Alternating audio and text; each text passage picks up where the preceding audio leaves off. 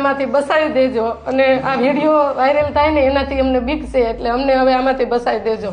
અને કીર્તિનો એટલો ધાક ધમકી છે, એના બીજા પાસે જ એના લુખાવ પાસે જ મને ધાક ધમકી આપીને ગાળું દેવરાવે છે. પણ હું એટલી રહી નહોતી એકતી, મેં કીધું મરતા જીવતા હું આ કહેતી તો જાવ જ તે હું અત્યારે મારું ગુદરણ થેપલાવણીઓની હું ખાવું છું. તો મેં મારું મકાન એને લઈ લીધું છે, સાઈન કરીને દસ્તાવેજનું એ બધું એને બાનાખત કરાવીને મારી પાસેથી મકાન લઈ લીધું છે.